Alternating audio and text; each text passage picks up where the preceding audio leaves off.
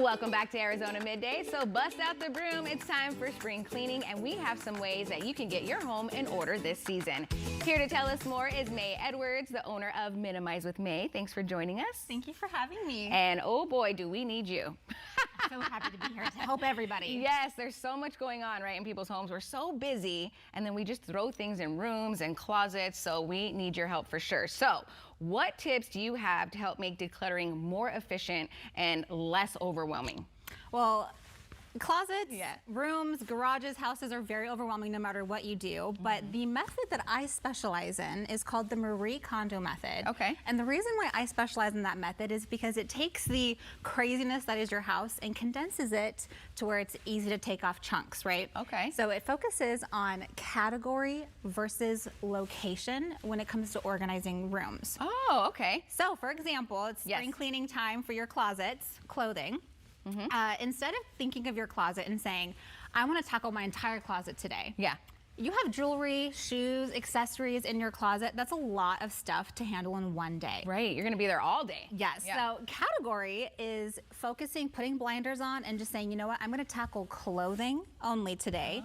And if you come across jewelry or shoes or accessories, put those to the side and then just keep trucking along with that clothing category, and it'll make it more efficient and streamlined. So I like that because you're like, you know, like you said, you get overwhelmed if you think about the whole process, but if you're just breaking it down, right, for little chunk by little chunk, then you can get it done. So you can pull out all your clothes, put it in one big pile on your bed and say, this is what I'm focusing on, and it is a lot more efficient and you can get so much more done. Okay, I like it, I like it. Okay, so do you have any advice for people who are starting the organizing process but are having a hard time parting with their items, like they're attached to them, right? Yes. So what I've learned in this industry is organizing and decluttering is very mental versus just the physical. Right. So what helps people that are stuck on parting with items is I tell my clients to think about why they're starting the process in the first place. Okay.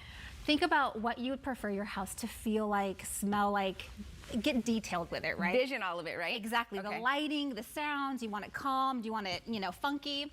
Think about it, but then also write it down or record yourself talking to yourself, answering those questions. Ooh, I like that. Because once you get stuck on an item, you're like looking at this book, you're like, I don't know if I want to keep it. I'm just really, really concerned. I don't know if I'm going to need it. Yeah. Go back to those questions and revisit those because it's going to give you some framework to then use that lens to decide, is this worth keeping in my life? Is it indicative of what I want to bring into my future? That goes for a lot of things, actually. Not just clutter, right? Exactly. Should I keep this in my life right now? So yeah, this is organizing clothes and stuff, but this is for everything in your house, and then it also extends to your personal life as well. Yeah, and it helps, right? When you do declutter, it helps with your personal life too. Yes. So it's not just like folks, you know, it'll just help clear your mind and your everything. Exactly. So I love it. Okay, so what are some of the common mistakes people make when trying to organize their closets?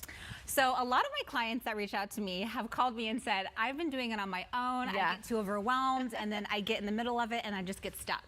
And what I've found when they tell me this information is they kind of go into it not giving themselves enough time to do the project. Right. Or they don't have supplies and like their little toolkit ready to jump into that project. Oh, okay. So instead of just going in blind and not having any plan, set yourself up for success by setting a day on your calendar and give yourself more than enough time to finish a project, even if you think it's not going to take that long. Okay. So instead of half a day, give yourself an entire day to focus on it. Exactly. All right. And so what I use is a time timer because it helps me visualize what I'm doing. Okay. And then after this goes off, I take a water and snack break so I stay hydrated and more focused. And then go in with supplies like trash bags, sticky notes, bins and boxes ready to go before you tackle the project. Okay, that's a great tip for sure there. So why is it important, or why should we hire a professional organizer instead of doing it on our own? A lot of my clients have also said that it's kind of like me being a personal trainer for their belongings. So I help them stay accountable on their calendar to set that time away from doing errands or chores. It's I'm focusing on a project and I'm hiring a professional that has knowledge, the skills, the tools, and the patience with the same goal to get it done. Okay. So let's say you do it with your partner. They're gonna be like, oh, you should keep it, you shouldn't keep it, or they have their own opinions. There's gonna be a lot going on with that. But if we go with the professional, you don't have that attachment, you're just getting it done. I'm hearing you. Yes. I'm giving you judgment-free zone, patience, so whatever your needs are, I'm going to help you fulfill that. Well, I love it. Thank you for joining us this afternoon and sharing all of that valuable information. And go ahead and hire the pro there. If you want to learn more, you can go ahead and visit minimizewithmay.com or call the number there on your screen. Thank you. Thank you.